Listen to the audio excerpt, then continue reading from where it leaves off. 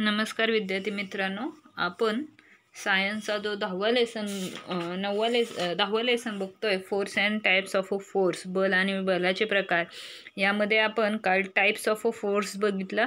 त्यामध्ये मॅस्क्युलर फोर्स, स्थायू बल हा पहिला प्रकार बघितला. आज दुसरा प्रकार बघतोय mechanical force.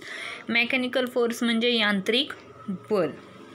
We use a different machine for doing many task. अनेक कामं करण्यासाठी आपण वेगवेगळ्या यंत्रांचा वापर करत असतो.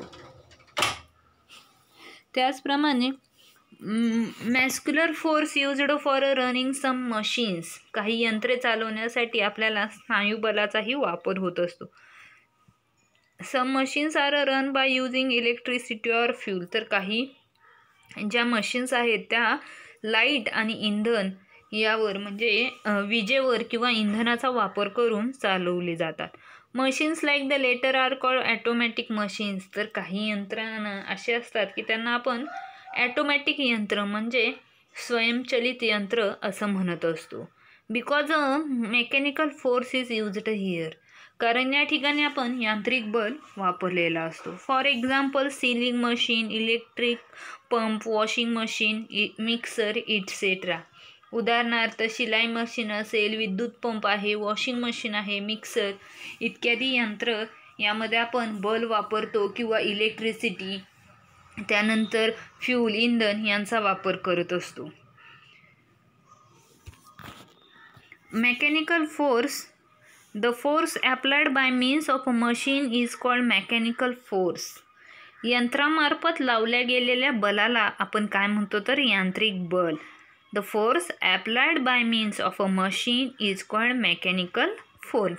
आपल्याला दाखवले वेगवेगळ्या चित्रामध्ये आपण आपल्या मशीन्सचा, मोटर असेल, त्यानंतर कपडे शिवण्याची मशीन असेल, वॉशिंग मशीन, या सगळ्यांमध्ये इंधनांचा वापर असतो. हे सगळे विजेवर चालत असतात, त्यामुळे त्याला आपण मेकॅनिकल फोर्स असं म्हणतो. यामधलाच तिसरा पॉईंट आहे ग्रॅव्हिटेशनल फोर्स, गुरुत्वीय बल. If an object thrown upward by applying force, it reaches a certain height and comes down again. Why is this so? एखादी वस्तू बल लावून वर फेकली की थोड्या उंचावर जाऊन ती परत खाली येते, असं का होतं? जसं की आपला फुटबॉलचा बॉल आहे किंवा व्हॉलीबॉलचा बॉल आहे. आपण ज्या ताकदीनं तो बॉल, ज्या फोर्सने आपण तो बॉल पुढे ढकलत असतो, तेवढ्याच फोर्सने तो पुन्हा रिटर्नही येत असतो. जसं की एखादा चेंडू आपण वरती टाकल्यानंतर तो त्याच वेगाने खाली येत असतो. Why do fruits on a trees fall to the ground.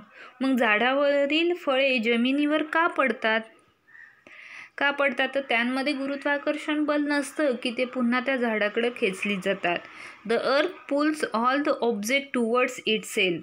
पृथ्वी सर्व वस्तू स्वतःकडे काय करत असते? खेचून घेत असते. The force applied by the object towards itself it called gravitational force. पृथ्वी जे बल लावून वस्तूंना आपल्याकडे खेचते त्याला आपण काय म्हणतो तर ग्रॅव्हिटेशनल फोर्स म्हणजे गुरुत्वीय बल. दाखवले बघा. Falling down of a ball and a mango. झाडावरचा मँगो खाली पडला आहे आणि एका मुलानं बॉल ज्या फोर्सनी वरती टाकलाय त्याच फोर्सनी तो बॉल काय घेतलाय? पुन्हा खाली आलाय. इन द पास्ट असे होऊन गेले. Sir Isaac Newton discovered gravitation in the 17th century. गुरुत्वाकर्षणाचा शोध सर आयझॅक न्यूटन यांनी 17व्या शतकामध्ये लावला. The earth gravitational force act in a direction opposite to that of an object moving upwards. पृथ्वीचे गुरुत्वीय बल हे नेहमी वर जाणाऱ्या वस्तूच्या विरुद्ध दिशेने असते. त्यामुळे काय होते? वर फेकलेली वस्तूची गती कमी कमी होत जाते व ती शेवटी काय होते? 0 म्हणजेच 0 होते. Then the object starts feeling down in a shade of going up and further, while feeling its speed goes on increasing all the time due to gravitational force. आणि खाली पडताना तिच्या गतीत गुरुत्वीय बलामुळे सतत काय होत असते तर वाढ होत असते. म्हणजे आपण बॉल जेवढ्या गतीने वरती टाकतो तेवढ्याच त्या गतीने तो बॉल जेव्हा खाली येतो त्यावेळी त्या बॉलमध्ये कोणतं फोर्स असतं तर गुरुत्वाकर्षण बल असतं, म्हणजेच ग्रॅव्हिटेशनल फोर्स असतं. लेट्स ट्राय दिस, करून पहा. Take a small stone and a bucket full of a drop the stone into the water from a height of about 20 centimetre.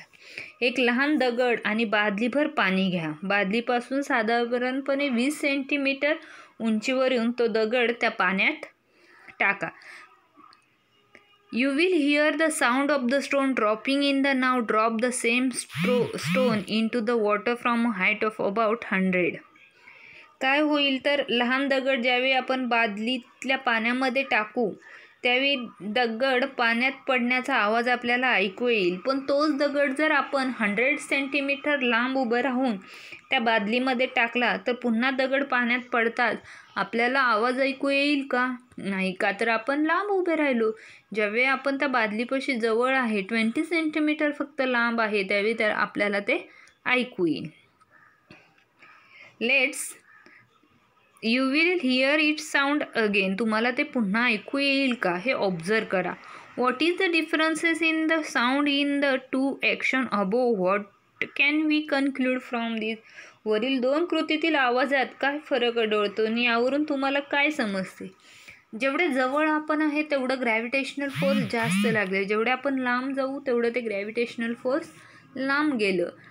आपण जवळ होतो म्हणून आपल्याला त्या बादलीतल्या पाण्याचा साऊंड आवाज चांगला ऐकू आला, पण आपण लांब गेल्यामुळं ते आपल्याला व्यवस्थित असं ऐकू आलेलं नाही.